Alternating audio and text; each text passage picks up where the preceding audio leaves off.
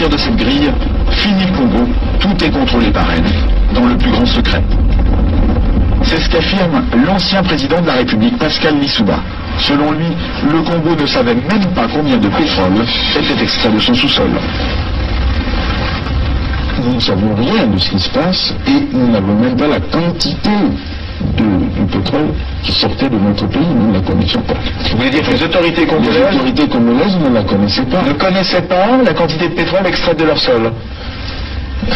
Par quel moyen?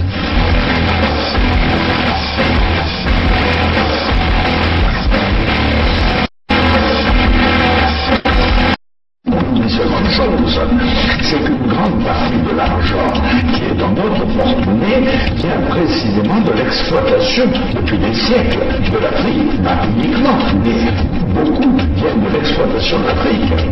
Alors, il faut avoir un petit peu de bon sens, je ne dis pas de générosité, de bon sens, de justice, pour rendre aux Africains, je dirais, ce qu'on leur a pris, d'autant que c'est nécessaire si on veut éviter les pires conditions de difficultés avec les conséquences politiques que ça comporte dans le prochain gouvernement.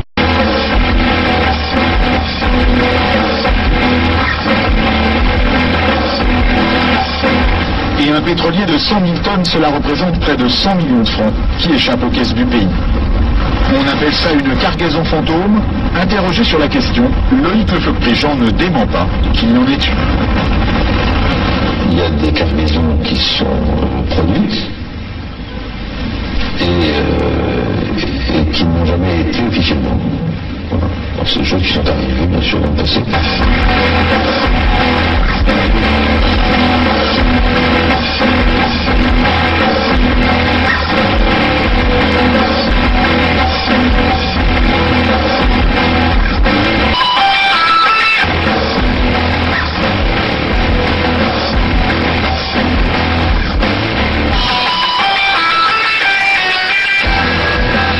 Chers compatriotes,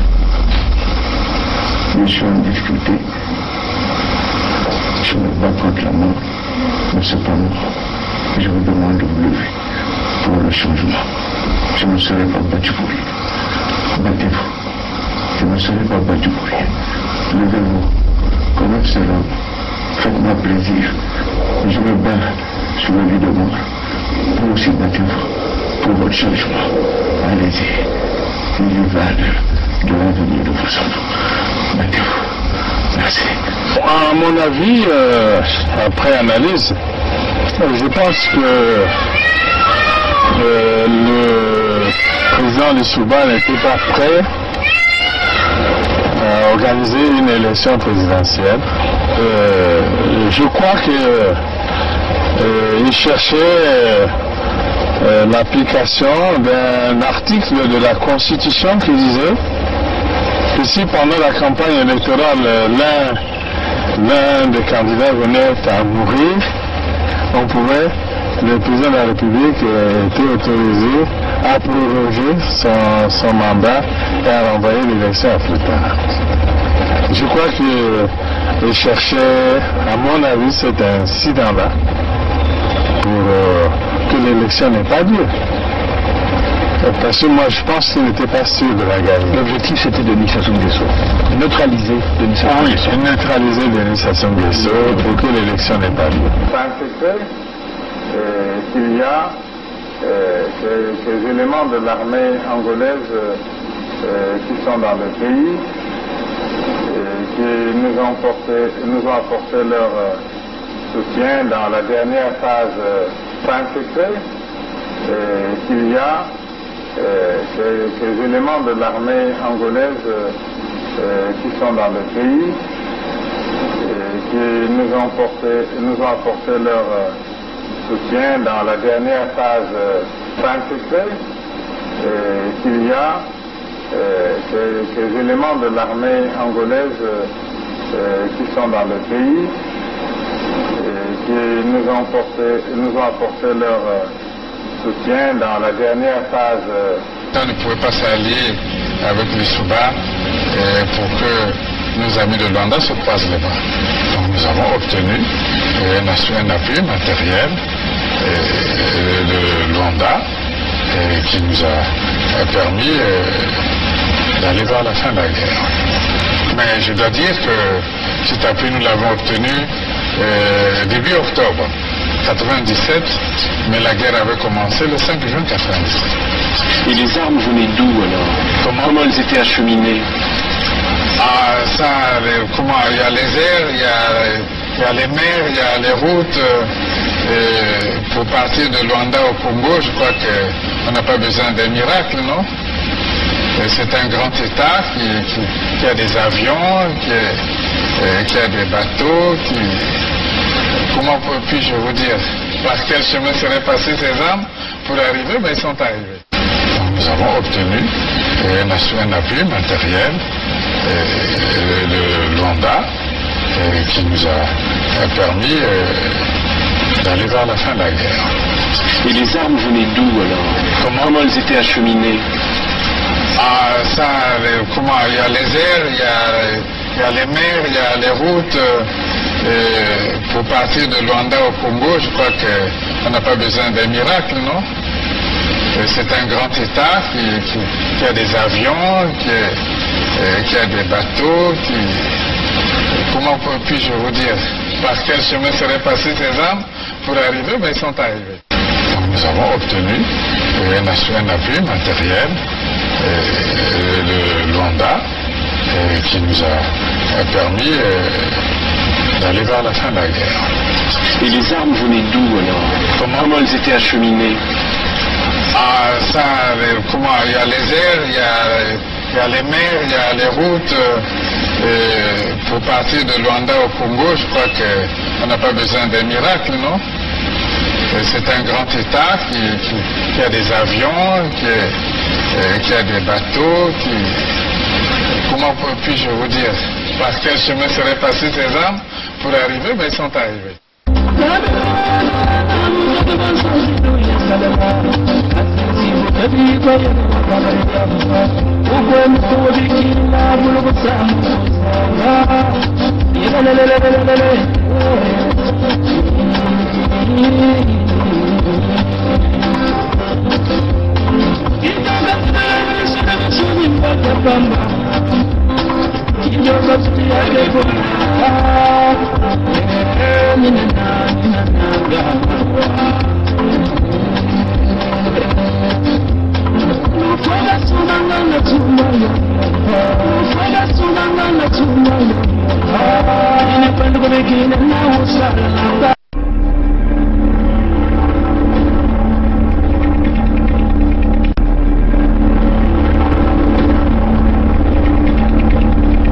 C'est les Congolais qui sauveront le Congo.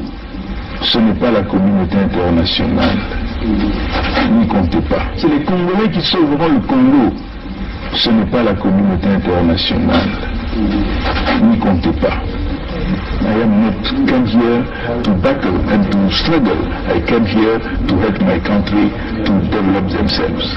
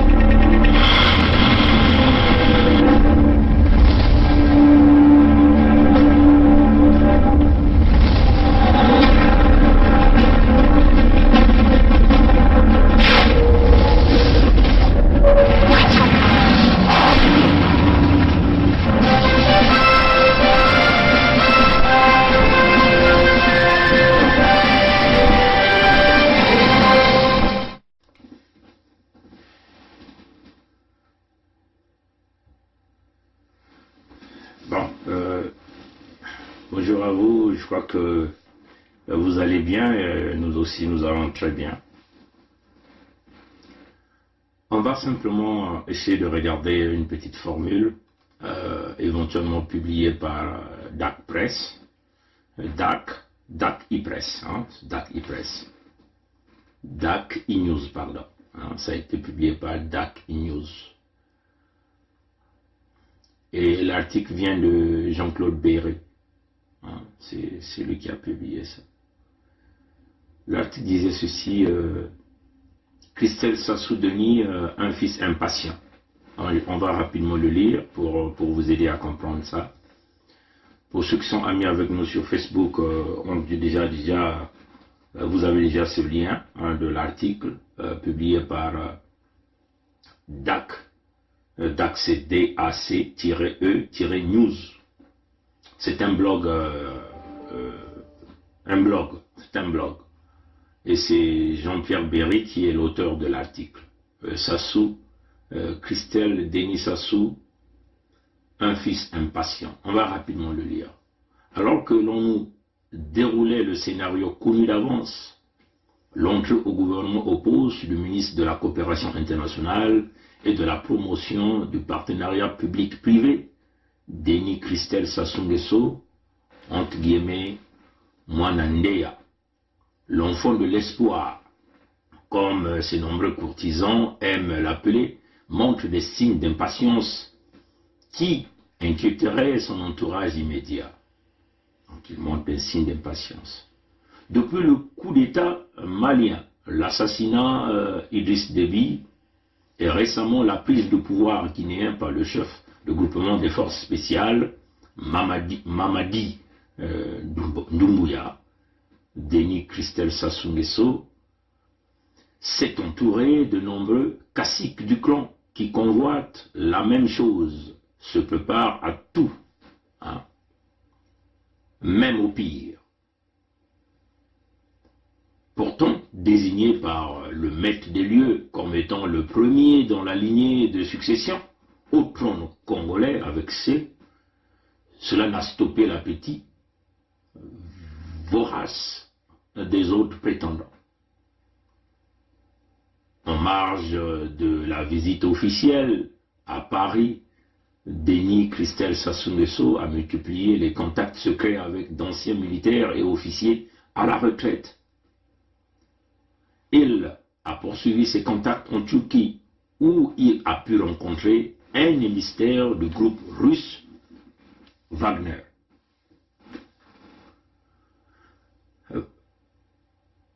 C'est ça qui m'intéresse. C'est cette partie qui m'intéresse dans l'article. Je n'ai pas autre chose qui m'intéresse. On va lire jusqu'à la fin. Mais la partie qui m'intéresse, la partie qui nous concerne, c'est cette section-là. En marge de la visite officielle à Paris, Denis Christelle Sassou Nguesso a multiplié les contacts secrets avec d'anciens militaires et officiers à la retraite. Il a poursuivi ses contacts en Turquie, où il a pu rencontrer un émissaire du groupe russe Wagner. Lassé d'attendre, le fils pourrait-il détrôner le père de force? Ça, c'est la question que l'article s'est posée. Depuis son retour de Paris, Denis Christelle Sassou Nguesso active ses réseaux militaires composés en majorité des ressortissants de la RDC, dont beaucoup ont bénéficié d'une longue formation en mercenariat en Israël.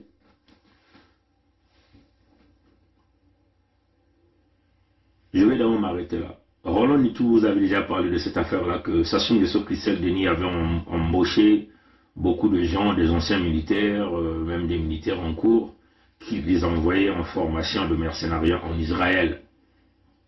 Roland Nitou, président des indignés de 242, vous a déjà parlé de ça.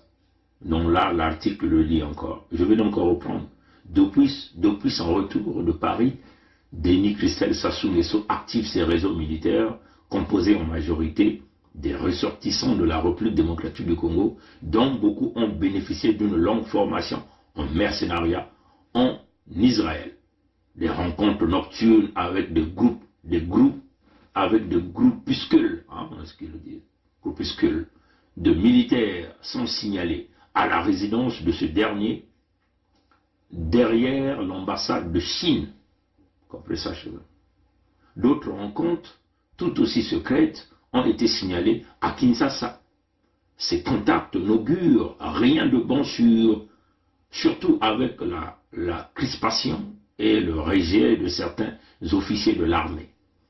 Il est évident que l'armée reste entièrement du côté de Sassou, père. Denis Christelle Sassou se voit encerclé par des hommes à son père, sur qui se renforce la cohésion et l'unité des commandements des forces armées congolaises. S'il arrivait que l'armée se désolidarise de Sassou, le père, Christelle Sassou Denis ne serait pas épargné non plus. D'où la montée de tension au sein du groupe rassemblé autour de Sassou Nguesso Christelle Denis, qui se voit ses adversaires renforcer leur position, comme Sassou Nguesso refuse de se faire harakiri. Je ne comprends pas qu'est-ce que ça signifie harakiri. Ouais, comme Sassou Nguesso refuse de se faire harakiri, certains officiers de l'armée nous ont confié. Aujourd'hui, nous vivons côte à côte. Nous craignons que demain, on vivra face à face, car nos partenaires changent très vite de fusil d'épaule. Ce dramatique constat est partagé par beaucoup de soldats, toutes tendances confondues, qui ouvrent les yeux sur la perdition de la nation congolaise avec petit c, donc l'entité Congo avec C. 37 années de politique, sa suite, ont rendu tabou tout le lien d'enracinement et le rapport charnel des Congolais avec leur pays, son histoire, ses conditions et ce qui le caractérise. Parler des voleurs de la République, de ses principes, de la laïcité, d'unité et garant de la nation, sont finalement autant de moyens de détourner autour de peau. Pour ne pas avoir à parler de ce qui est réellement essentiel. La République qui est attaquée, blessée, dépouillée dans tout ce qu'elle est de plus cher, c'est-à-dire son espace civilisationnel, le clan Moshidoyo, à ne pas mélanger avec tous les Moshi, est le pire des choses qui soient arrivées à la nation congolaise avec petit c. Je vous lis simplement l'article rapidement, et puis on va revenir sur le point le plus important que j'ai souligné tout à l'heure. J'essaie de regarder comme les minutes me restent. Voilà. Conscient de son isolement et de manque d'adhésion à la volonté de succession, Denis Christelle serait prêt à tout, même à sacrifier son père si on lui fait une offre alléchante. À cela, il doit d'abord faire face à l'armée qui reste la priorité de Sassou. Les Congolais avec petit c, parce qu'il s'agit de... L'article parle des Congolais de l'entité Congo avec C. Donc quand je dis les Congolais, c'est avec petit c. Les Congolais réclament la cohésion, la cohérence, pardon. Les Congolais réclament la cohérence. Or, ni Sassou, père, ni encore moins le fils n'aspirent à cela. On ne peut pas déplorer le désintérêt des Congolais pour l'engagement politique, pleurer sur la mauvaise gouvernance, critiquer les orientations du gouvernement et en même temps orchestrer des alliances destructives avec des mercenaires locaux. Cela est contre-productif pour la nation. Ça, c'est l'entité congolaise. Je continue. Que reste-t-il de l'armée congolaise? Question mark. Les manœuvres de Denis Christelle Sassou Nguesso sont connues de la hiérarchie militaire et de la sécurité intérieure. Tétanisée par Sassou père, elle ne bougera pas frein de rien, voir ni entendre. Tels sont les ordres et ils seront suivis puisque la majorité des généraux congolais lui doivent leur grade et beaucoup de biens, des biens, meubles, immeubles et une allégeance spirituelle sans faille. Comprenez, ce sont tous les membres de la loge. Que cachent ces manœuvres? Une reconfiguration de l'armée se profile dans les hypothèses de la disparition de Sassou. La question est soulevée au plus haut sommet de la hiérarchie militaire. La tendance serait de faire émerger d'urgence un autre membre du clan Sassou qui ferait l'unanimité. Le nom du colonel Edgar Nguesso est souvent cité. Ce dernier possède une base solide au sein de l'armée et compte beaucoup d'amis et fidèles au sein de la garde présidentielle. S'il y a un corps de militaires capable de faire un coup d'État et avoir des chances de le réussir, c'est bien la garde présidentielle. Et le colonel Gervais Akwangé est un proche de Edgar Nguesso. Je lis simplement l'article, hein, chers amis. Entre le manque de moyens et l'inorganisation, l'armée congolaise est l'ombre d'elle-même. Elle ne peut tenir tête devant les forces de la garde présidentielle qui détient l'arsenal militaire le plus moderne. Au moment où le sort de Denis Sassou Nguesso ne tient plus qu'à un fil, son clan se livre à une farouche bataille de positionnement. Une bataille qui met Denis Sassou, Christelle Denis, sous tension et en grande surveillance par les siens. Certes, il a encore le soutien total de son père, mais on sait tout que ce dernier disparu, il ne tiendra pas un jour au Congo. D'où son impatience à vouloir être propulsé rapidement sur le trône. Mais face à l'hésitation de son père, qui lui profère la survie du clan Moshi d'Oyo, le ciel s'assombrit petit à petit pour Mwanandeya. La rumeur folle circulant dans Brazzaville que le fils voudrait détrôner le père avant l'heure est pris très au sérieux. Je continue, hein, c'est quasiment le dernier paragraphe. Entre une armée des soumis et totalement sous les bords de Sassou, une population affamée et abandonnée, une crise financière sévère, une inflation galopante, une santé politisée et médicalement désert et défaillante, le Congo, l'entité Congo avec C, vit au rythme d'une succession à couteau tiré. Rien n'est plus sûr que la succession de Denis Christelle Sassou Nguesso se passerait comme une lettre à la poste. L'article est signé Jean-Claude Berry. Et je tiens encore à dire ici, si vous voulez voir cet article, certainement que vous tapez www.dac, DAC s'écrit DAC-presse, presse PRESSE.com, et vous mettez la barre, tapez Denis Christelle, ça doit sortir. Donc c'est un blog qui a mis ça. Moi, ce qui m'intéresse ici, c'est cette section de l'article dont je vous mentionne ici. En marge de sa visite officielle à Paris, Denis Christelle Sassou Nguesso a multiplié des contacts secrets avec des anciens militaires et d'officiers à la retraite. Il a poursuivi ses contacts en Turquie où il a pu rencontrer un émissaire du groupe Wagner. Wagner, c'est un groupe de mercenaires russes qui éventuellement est là pour les intérêts russes. Wagner, c'est ce groupe militaire russe qui a sauvé Bachar al-Assad en Syrie, on peut le dire comme ça, en Syrie. Donc on savait que Syrie l'Alliance Atlantique, donc les Américains, l'OTAN, les Occidentaux voulaient mettre un individu qu'ils voulaient contrôler en Syrie. Ils sont passés par toutes ces opérations, vous connaissez, ce sont les Russes qui sont venus sauver le régime de Bachar al-Assad. Pourquoi? Parce qu'il y avait deux raisons.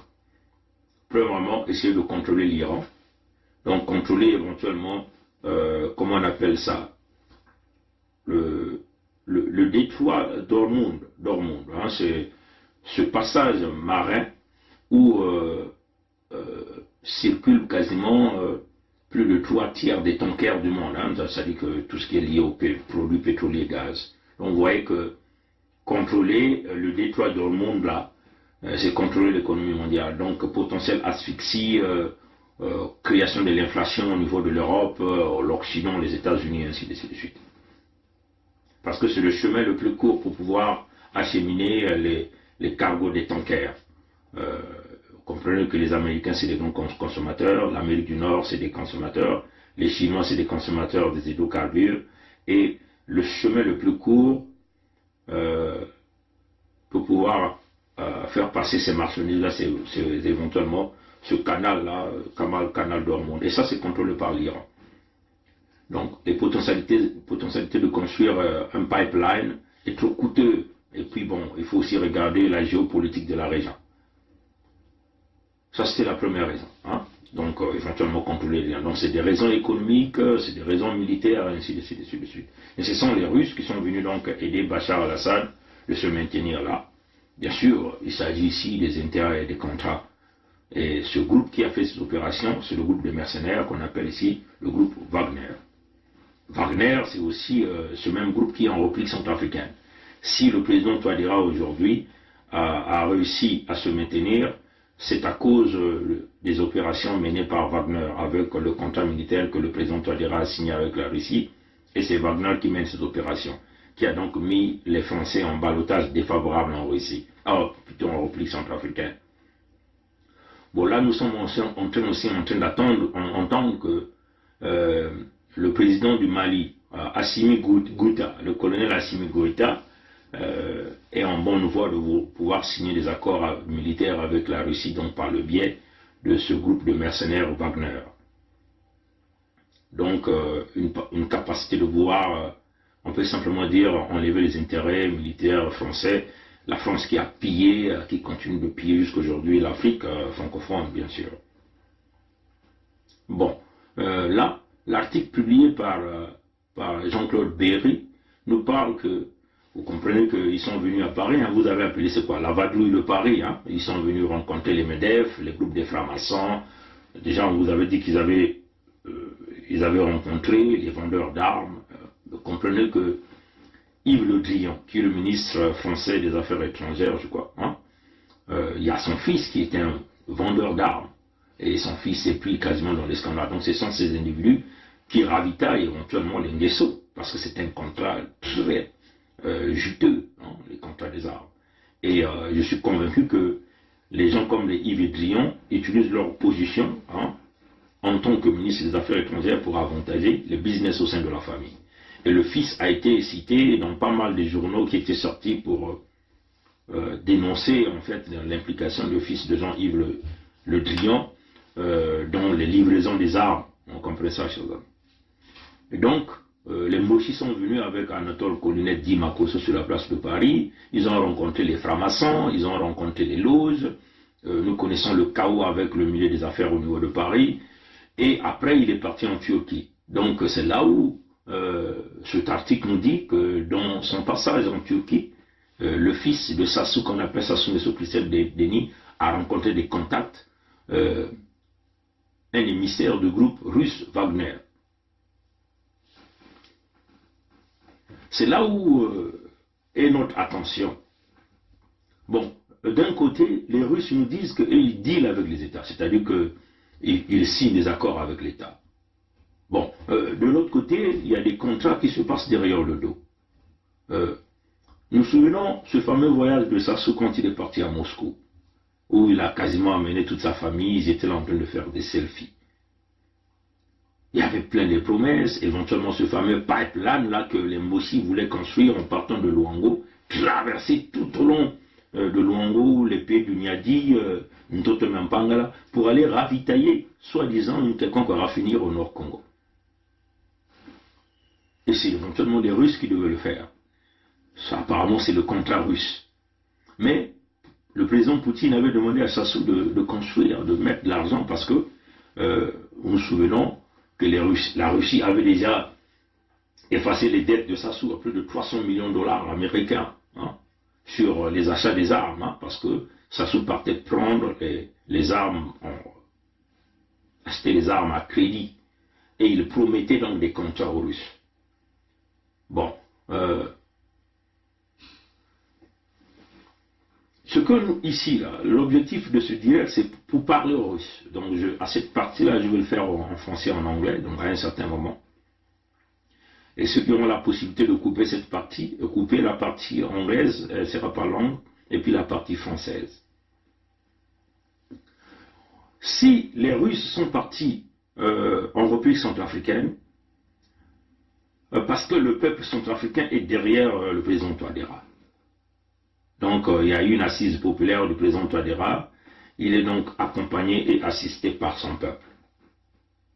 Et puis les peuples centrafricains ont eu l'intention manifeste de vouloir se libérer de l'étau, hein, que les Français ont placé sur leur nation. Donc l'arrivée des Russes est très saluée, hein, et salutaire par rapport aux Centrafricains. Et d'ailleurs, plusieurs pays africains commencent à penser que peut-être que le retour de partenariat russe peut être un partenariat gagnant-gagnant qui peut servir éventuellement les intérêts de l'ensemble des peuples. Donc il y a une volonté populaire de pouvoir travailler avec les Russes. Le président Touadéra est supporté. La Centrafrique n'est pas dans une situation financière que la même situation financière que l'entité Congo avec C. Donc, ce que nous voulons dire ici, et même au Mali, avec l'arrivée du colonel Assimi Goïta à la tête du Mali, en tout cas, excusez-moi si je prononce très mal son nom, il y a une volonté de la jeunesse du Mali de pouvoir changer de partenaire. Donc, on levait le partenaire français pour aller auprès de Russes. Donc, il y a une assise populaire. La demande, elle est grande, elle est supportée par l'ensemble des Maliens. On peut dire un grand pourcentage des Maliens peut-être veulent l'ensemble des Maliens, enfin, un grand pourcentage veut aller sur cette direction, avec le partenariat russe. Donc, il y a une volonté qui est là. Mais, si Wagner se permet d'envoyer un représentant pour aller discuter avec un criminel financier que nous appelons ici Sassou Nguesso Christelle Denis, alors là il y a un problème. Alors là donc la politique russe ne peut pas être acceptée. Et donc cette politique est égale à la politique de la France. Toujours les groupes de mercenaires, le groupe des intérêts, ainsi de suite, parce que ce n'est pas le bon partenaire. Hein? Donc vous comprenez ici la volonté manifeste de Sassou Nguesso Christelle Denis de vouloir utiliser le mercenaire russe basé déjà en République centrafricaine pour venir conquérir l'entité Congo avec C. Alors que ce fils-là est reconnu criminel financier. Il ne fait pas l'unanimité. Le Sud Congo se détache du Nord Congo. Les peuples Congo ne veulent plus de ce leadership qui a failli, ce leadership qui a détruit, ce leadership qui vend les terres, qui brise la vie des jeunes, et ainsi de suite. Et l'incompétence de Sassou Nguesso Christelle Denis. Donc, dans ce cas, Wagner ici ne peut servir les intérêts d'un groupe mafieux qui est ici les Moshi, donc Sassou Nguesso Christelle Denis, et son père. Comprenez? En tout cas, nous voulons dire ceci au groupe Wagner. Nous ne sommes pas contre vos intérêts ou vos démarches de vouloir aider les individus comme vous le voulez, mais attention, ce qui regarde le Sud Congo. Si vous voulez aider Sassou Nguesso Christelle Denis à devenir le leader au Nord Congo, et si les autres ethnies, puisque déjà l'article dit les Moshi-Doyo, et l'article différencie les Moshi-Doyo aux autres Moshi, hein, c'est dans ce que dit le clan Moshi-Doyo, à ne pas mélanger avec tous les autres Moshi. Et la pire des choses, que ce soit arrivé à la nation de l'Anté-Congo avec ça. Donc, si Wagner, le groupe Wagner, pense négocier avec un criminel financier reconnu internationalement, l'homme qui est déjà sué, l'homme qui est rejeté même par l'ensemble des Moshi, vu déjà ses origines de la République démocratique du Congo par le biais de sa maman et de son père, Sassou, qui est béninois Dahomey, ça passe pas. Là, en ce moment-là, les Russes vont donc essayer de perdre même ce qu'ils étaient en train déjà de vouloir gagner en Afrique. Alors, si les Russes se lancent ce chemin-là pour supporter, si Wagner, le groupe de mercenaires russes, se met à protéger Sassou Nguesso Tshisekedi, à l'installer au pouvoir, ça signifie ceci, ça signifie que les Russes vont rentrer dans un groupe mafieux en complicité avec les Nguesso. Et je dirais encore même plus. Donc, là, je remets donc cette hypothèse où on avait dit la fois dernière que, attention, les Français peuvent être là en train d'utiliser la Russie comme leur voiture bélier. Comprenez? Est-ce que vous avez compris? Non, vous n'avez pas compris ça. C'est-à-dire, je vais le simplifier, c'est-à-dire que les Français se cachent derrière les Russes. Comme un peu les Français se cachent derrière les Moshi dans la colonisation intérieure qu'ils ont imposée au Sud Congo. Donc, les Français se cachent derrière les Moshi. C'est la France qui donne les ordres aux Moshi de réaliser, d'opérer en tant que colons au Sud Congo. C'est les Français qui donnent les ordres aux Moshi de détruire l'ensemble du Sud Congo, de casser les emplois, de vendre les terres, de tout privatiser, de tuer les Congos. Et là encore, je dirais que les Français vont donc se cacher derrière les Russes pour réaliser leur opération. C'est-à-dire qu'à la fin, ils vont se partager en réalité les ressources naturelles à la fin. Ils vont dire, bah, chacun va avoir sa part, nous sommes tous des blancs, pourquoi on va se canarder pour sauvegarder les nègres? Bon, à chacun de nous va aller chercher ses intérêts au Sud Congo ou encore en Afrique. Bon, on va faire semblant pour lui dire que bon, nous avons perdu et vous les Russes vous avez pris, mais on continue de travailler en collaboration. Souvenez-vous que François Fillon, qui est un Français, a été nommé patron d'un groupe pétrolier de l'État russe. C'est un Français. Fillon était Premier ministre en France, si je ne me trompe pas. Hein? Il était Premier ministre en France, hein? Je crois au temps de Sarkozy. Donc il connaît bien la politique économique de la France-Afrique. Mais il a été embauché par une compagnie pétrolière russe. C'est pourquoi? Est-ce que ce n'est pas pour servir ses intérêts? Est-ce que ce n'est pas une stratégie? Est-ce que si Wagner, ce groupe mercenaire, les mercenaires russes, accepte de faire le deal avec Sassou Nguesso Tshisekedi, ça signifie que la France a approuvé. Ça signifie que Yves Le Drian est impliqué. Donc en réalité, les Yves Le Drian, quand ils se présentent devant l'Assemblée française, ils font semblant d'être contre la présence russe en Afrique, mais dans les couloirs, ils sont des partenaires des signataires, parce qu'à chacun tire son profit. Parce que la famille tire son gain là-dedans. Comprenez ça, chers amis? Donc, ça signifie, si Wagner approuve et devient le partenaire de Mboshi pour imposer un criminel de grand chemin qu'on appelle Sassou Nguesso Tshisekedi, là dans l'entité Congo avec C, en passant par le sang des sudistes, ça signifie que la Russie en ce moment-là joue le rôle de voiture bélier pour la France. Donc la France se cache derrière la Russie. Comprenez ça, chers amis? Et nous pensons que, oui, c'est une question d'intérêt. Wagner là, trouve là le mauvais partenaire. Si Wagner veut discuter, parce qu'eux ils visent quoi? Le pétrole de Luango, ils visent les ressources naturelles du Sud Congo. Si c'est le cas, Wagner doit donc discuter avec les véritables partenaires. Comprenez ça, chers amis? Et donc, si Wagner approuve pour un régime mafieux, donc la présence russe en Afrique, ce n'est que de la poudre de perlimpinpin. Et nous interpellons donc le président Poutine à regarder bien, de réfléchir beaucoup sur la présence de Wagner dans les camps de Mboshi. Mais et je veux être clair ici. Je veux être clair avec les Russes ici, avec le président Poutine. Nous n'accepterons pas cette entente que vous voulez faire avec les Moshi au Sud Congo. Souvenez-vous, le pétrole c'est au sud. Donc c'est les partenaires, ce sont les amis de Luango. Le gaz c'est au sud. Les richesses naturelles, beaucoup de richesses naturelles c'est au sud. Ce fameux pipeline là que vous voulez construire, c'est à cause des richesses naturelles du sud. Et nous n'accepterons pas. Il faut que ça soit bien clair.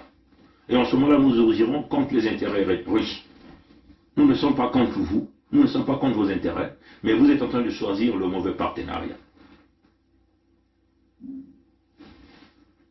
Je vais donc passer en anglais. I would like to address this conversation to President Putin and the whole Russian team, government, military, even leader from Wagner, which is a Russian military, we can say mercenary. We know that you have a lot of contract in Africa, in Central Africa with President Touadéra. You also have contract in Syria. And right now there is a kind of talk is happening between you and the Malian people. I think it's the President Assimi Goïta from Mali. We are not against your interests. We are not against Russian interests in our country. But what we are saying that because of this news that we get from this blog, is saying that one of the leaders of Wagner has met Sassou Nguesso Christelle Denis, who is the son of the Sassou Nguesso. This means that Wagner want to make a kind of deal with the same regime, the criminal regime. A regime that brought that country in financial bankruptcy. Sassou Nguesso Christelle Denis is a thief. He has stolen the whole money. You know how he was running oil business in the Congo. So if you make a deal with this guy, it means you are dealing with the mafia system of Congo. We will not accept your legitimacy there in Congo. Let me be very clear. We in the south of Congo, we will not accept this. Please remember, the oil, gas, natural resources belong to the south, not in the north of Congo. If you want to make a deal, the deal has to be done with the people in the south. We will not accept that. So the Russian has to understand this. President Putin, please understand this. You cannot deal with the mafia system. We know that your rule is to deal with the government, legitimate government. But the Sassou Nguesso regime is not a legitimate government. The leadership has failed. There is a kind of new leadership is rising from the south under the leadership of the United South of Congo.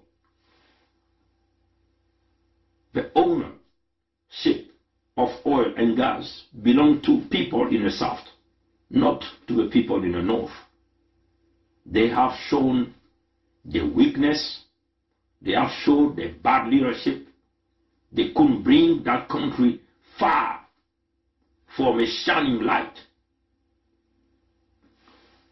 You gotta understand this, President Putin. I just want to say this to the higher management of Wagner. Sassou Nguesso Christelle Denis is a weak on the leadership. Your deal you want to make with this guy will not be accepted. We will be going against your interests in the south of Congo. If you follow that leadership if you follow or you sign a deal with Sassou Nguesso Christian Deni. We are not afraid of anyone. This is about our surviving in the South. This is about our country in the South. This is about our land in the South. We will be fighting, putting our life on the line to protect our interests in the South. Our interests cannot be protected by Sassou Nguesso Christian Deni. We really appreciate that you refuse that deal with a criminal, a mafia system. Again, thank you for your best understanding. My name is Bernard Pongi. I'm one of the leaders in the South. We can still work together if you want to. However, we have a legitimate to talk to anyone, to consult with wherever we want, so that we can fight and protect our interests in the South of Congo. Thank you. God bless you all. Voilà, donc merci. Ça, c'était très important de faire cette partie en anglais. Donc, là, je m'adresse à notre peuple Congo. Comprenez que après qu'ils vous ont pillé pendant plusieurs années, ils se sont lourdement enrichis. 30 000 milliards de francs CFA dans leur poche. Le voilà, le fils qui se va maintenant chercher des groupes de mercenaires, former des Aïrois. Il les a envoyés en Israël pour se former, parce qu'il veut se maintenir là.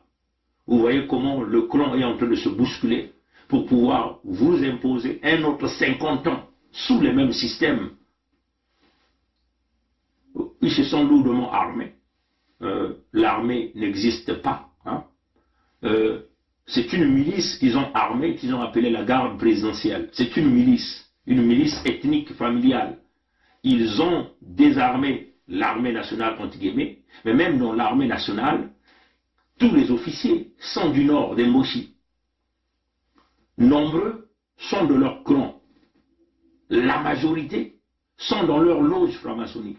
Donc, ils sont sous le contrôle de Sassou, sous le contrôle de Moshi. Maintenant, la milice qu'ils ont armée avec les fonds du contribuable, c'est-à-dire qu'avec l'argent des ressources naturelles du Sud Congo, qu'il s'agit du cuivre de la Bwenza, le fer de Mayoko, le fer de Zanaga, le pétrole de Luango, le gaz de Luango, le coltan de poule, et tout ce que vous connaissez. Ils ont utilisé cet argent pour armer une milice privée personnelle, qu'ils appellent la garde présidentielle. Donc, ils ont préparé toutes les conditions. Le père vous a piétiné pendant 50 ans. Ils sont en train de préparer un autre membre dans ce système pour vous dominer encore 50 ans de plus. Allez-vous accepter ça? Voilà pourquoi nous, on avait déjà vu ce problème de très loin. On a dit non, ça ne peut pas se passer comme ça. Voilà pourquoi il est impératif pour chaque fils du Sud de refuser toute manigance qui va vous emmener vers un autre leadership des nordistes. On le dit, plus jamais le Sud va être dirigé par un nordiste, ni encore un Moshi, ni un nordiste. Il faut que ça rentre bien dans la tête de tous les sudistes. Cher peuple du Luango, cher peuple du Sud Congo, vous avez été très nombreux à nous solliciter, à nous interroger sur les origines de Sassou Deni et de sa bande et ou de sa cohorte de bandits peuplant actuellement les bords de la Lima, un territoire appartenant en réalité au royaume Téké. Après un travail de recherche de 4 années, après avoir désarchivé 399 traités coloniaux passés entre la France et les chefs traditionnels africains, travail effectué et entrepris sous le contrôle et l'assistance d'un collège d'avocats, je peux vous dire aujourd'hui, moi, Tata Zinga, sans risque de me tromper, que Sassou Deni est bien un nordiste. Oui, un nordiste, mais un nordiste béninois, car né à Edo, qui est une localité située au nord du Bénin, donc dans le sud du Nigeria. Le sieur Sassou est né en réalité en 1937 et il est arrivé dans le territoire qu'on appelle aujourd'hui Congo-Brazzaville en 1943 par le port de Ndjindji, baptisé par les colons de Pointe-Noire. Étant ici fait observer que la première vague des déportés de l'Afrique de l'Ouest, comme ils avaient été nommés par les colonisateurs français et européens, est arrivée dans le nord de l'actuel Congo-Brazzaville en 1905. Cette vague était essentiellement composée de repris de justice, de bandits, de bébés noirs de l'époque dont la France ne voulait pas qu'ils puissent transmettre leur comportement déviant, leur comportement de malfrats aux populations dociles et travailleuses qui peuplaient l'Afrique de l'Ouest du début des années 1900. Sassou Deni a donc la nationalité congolaise, nationalité que nous savons a été voulue par la France comme celles et ceux qui peuplent les territoires appelés Congo-Brazzaville. Mais il est, à dire vrai, béninois. Vous connaissez donc que la nuance se situe dans la différence existant entre l'auxiliaire être et l'auxiliaire avoir. Si Sassou et les Mboshi étaient effectivement des Congolais, ils auraient servi et défendu les intérêts du peuple Congo, les intérêts de celles et ceux qui sont issus du grand peuple du Congo d'Antotela. Cependant, c'est parce que la première communauté Mboshi, arrivée sur le sol Téké, était composée de malfaiteurs que les Français et les Occidentaux, non contents de la volonté d'indépendance des Sud-Congolais, ont volontairement jeté les hommes qu'on qualifierait de nordistes béninois sur les hommes honnêtes et travailleurs du Sud-Congo. Cela depuis avril 1959.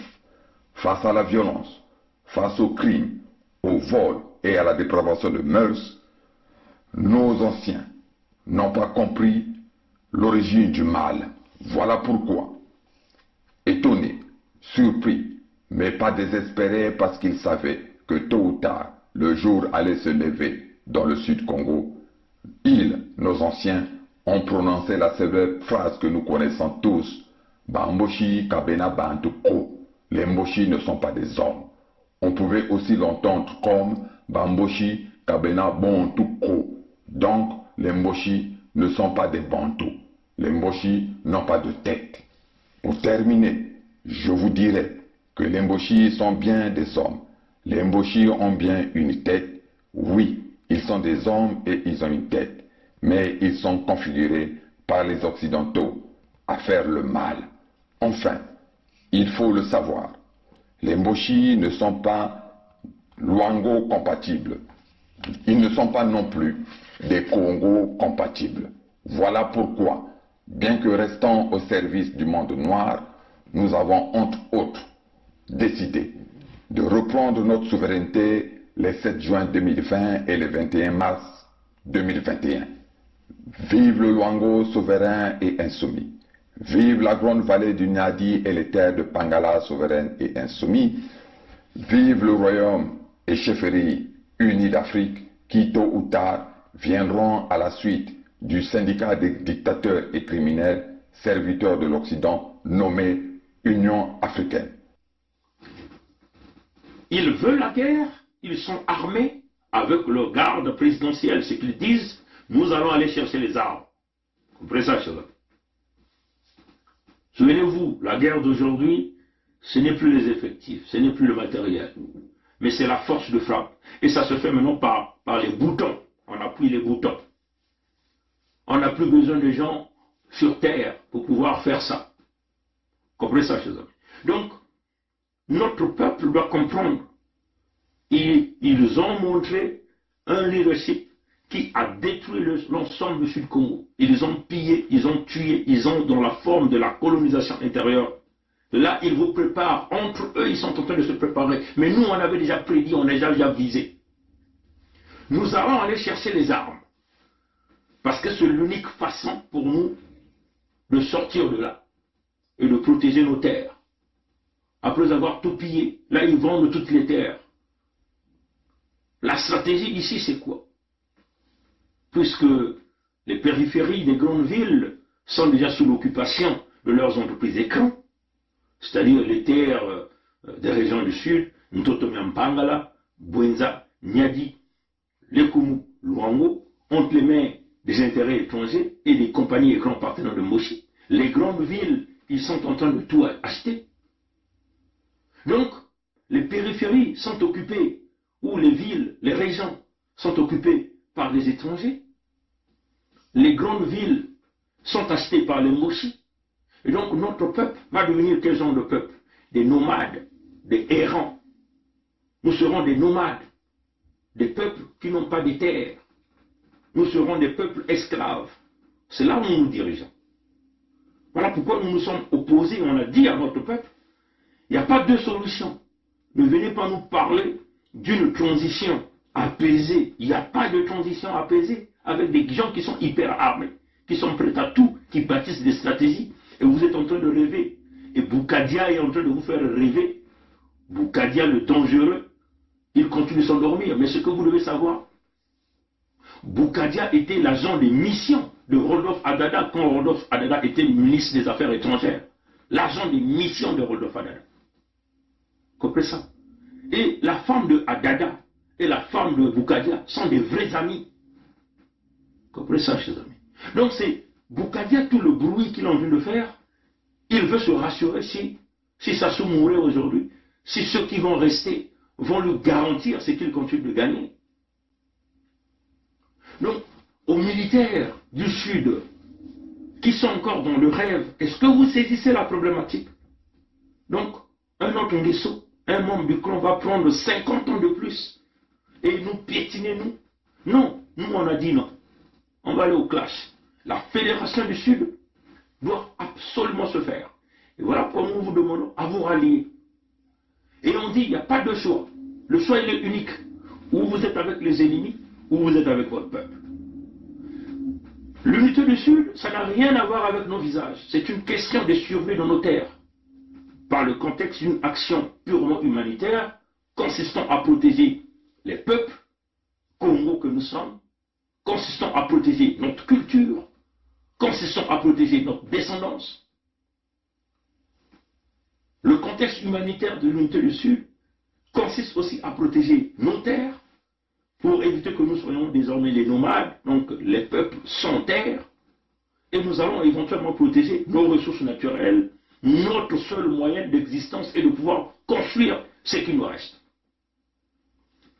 Nous ne sommes pas là pour honter les Moshi, pour dire aux Moshi, on va vous tuer. Non, ça c'est pas notre démarche. Tout ce que nous leur demandons, c'est de sortir sur nos terres. C'est tout ce que nous leur demandons. Et sortir sur nos terres pacifiquement, sans pourtant qu'il y ait effusion de sang, parce que c'est toujours eux qui viennent tuer au sud. C'est toujours eux qui viennent voler au sud. C'est toujours eux qui viennent détruire au sud. Et jamais, nous, Congo, nous sommes partis au nord chez eux, pour aller détruire chez eux, pour aller casser chez eux. Comprenez ça, chers amis. Donc, il faut que leurs partenaires, comme les Moshi, représentent une voiture bélier pour les Français. Il faut que les Français comprennent. Il faut que les gens de Wagner, qui est cette compagnie de mercenariat russe, puissent comprendre le message. Parce qu'il y a des pourparlers entre les Moshi et ce groupement. Comprenez ça, chers amis. Et nous sommes dans la légitime défense pour protéger notre survie, notre peuple. Et la légitime défense signifie nous devons aller chercher les armes les plus sophistiquées pour protéger notre peuple, notre survie, notre existence au Sud-Congo. Et nous disons aux Moshi et aux familles mixtes, puisqu'il y a encore des craintes, il y a ceux qui disent, nous qui avons des familles fixes, le roi Tikaye Zina Premier, vous avez déjà fait une communication là-dessus sur des familles mixtes. Chers frères et sœurs du Luango souverain et insoumis, chers frères et sœurs de la grande vallée du Nyadi et du Poul souverain et insoumis, vous avez été très nombreux, vous couples mixtes, unis par les liens de parenté et ou d'alliance avec les Moshi, avec les nordistes, à nous interroger sur votre sort, sur le sort de vos familles après la mise en place effective de la Fédération du Sud-Congo. Ce point constitue selon vous un obstacle à votre engagement au profit de la dynamique du Luango souverain et insoumis et au profit de la signature de la pétition relatives à l'unité du Sud-Congo au nouvel agenda de la Fédération du Sud-Congo. En vous demandant de distinguer clairement les relations entre les États, des relations sociales entre personnes physiques libres au sein des États, qu'il me soit permis de réduire le monde à ma hauteur pour donner ma petite famille en exemple et porter témoignage. En effet, le Luango qui vous parle est marié depuis plus d'une vingtaine d'années à une femme française à la peau blanche qui, de surcroît, exerce la profession de juriste en qualité d'avocate. Donc marié à une personne de nationalité autre que Luango qui n'ignore pas le droit, notamment le droit international public et privé. Mais ce fait n'a pas empêché à votre belle-sœur d'apporter son expertise, de consentir à ce que la déclaration de la reprise en main par les Luango de leur souveraineté, déclaration comme vous le savez, faite le 7 juin 2020 à Château en France, puisse être prononcée et actée dans ce qui est en partie sa maison, notre maison commune. Cela n'a pas empêché celle que j'ai épousée en décembre 1998 à la mairie de Luandjili dans Djindji d'apporter jusqu'à son jour son soutien à la démarche du Luango souverain et insoumis, son soutien également à la mise en place de la Fédération du Sud-Congo. Nous ne devons donc pas nous réfugier derrière le prétexte d'avoir épousé un homme ou une femme autre qu'un ressortissant du Sud-Congo pour ne pas intégrer l'équipe du Collège royal de transition et pour ne pas signer la pétition salvatrice pour nos peuples du Sud-Congo. En résumé, vous le savez comme moi, les personnes morales ne couchent pas avec les personnes physiques. Un État, un royaume digne de ce nom, peut donc rompre ses relations avec un autre État et un autre royaume nuisible à ses intérêts, sans pour autant demander à tous ses ressortissants, à tous ses sujets, de s'engager sur la voie du divorce avec les hommes et les femmes issus de ces États voyous et nuisibles. Nous ne vous demandons donc pas de rompre vos relations avec les Français et les Françaises ordinaires. Nous n'exigeons pas que vous puissiez rompre vos relations privées de mariage avec les mochis et les nordistes qui n'ont pas de sang sur les mains. Nous vous demandons aux filles et aux fils du Luango souverain et insoumis de rejoindre leur royaume et de se mettre au service tous de leur royaume. Nous demandons aux filles et aux fils du Luango souverain et insoumis, aux filles et aux fils de la grande vallée du Niadi et du Poul souverain et insoumis de signer massivement la pétition qui fera du Sud-Congo un véritable havre de paix au service du développement et de l'élévation intégrale des hommes et des femmes ayant en commun leurs ancêtres, nos ancêtres Congo. Cela dit, mettons-nous au service du Luango souverain et insoumis. Mettons-nous au service de la grande vallée du Niadi et du pôle souverain et insoumis. Signons la pétition. Vive le Luango souverain et insoumis. Vive la grande vallée du Niadi et le pôle souverain et insoumis. Bantlumon, Vandu, Vandu, Vandu, Vandu. Bukulu, Vandu, Vandu, Vandu, Vandu. Sa Majesté Tikaya Zinga Ier, roi du Luango. Ceux qui ont des enfants.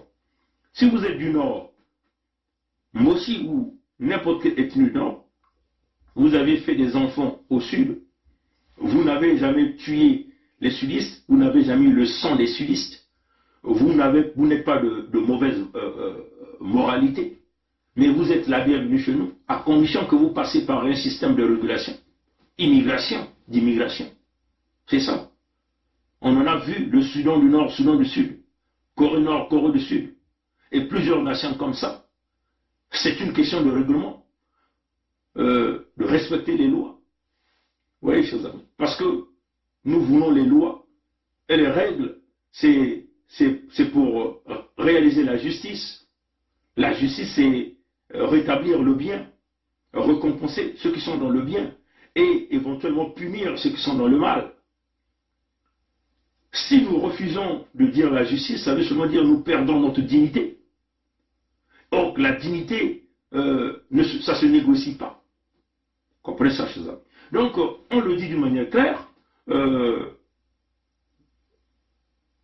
soyons déterminés, peuple Congo. C'est le moment tournant. C'est maintenant ou jamais.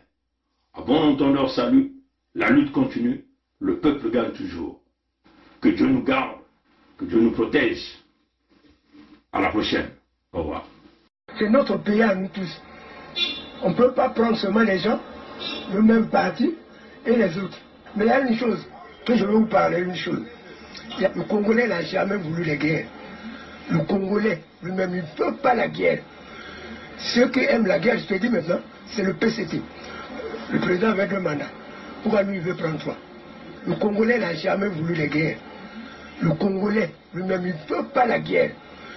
Ceux qui aiment la guerre, je te dis maintenant, c'est le PCT. Le président avait 2 mandats. Pourquoi lui, il veut prendre 3? Peut nous aider. Quand on est engagé, la peur s'estompe.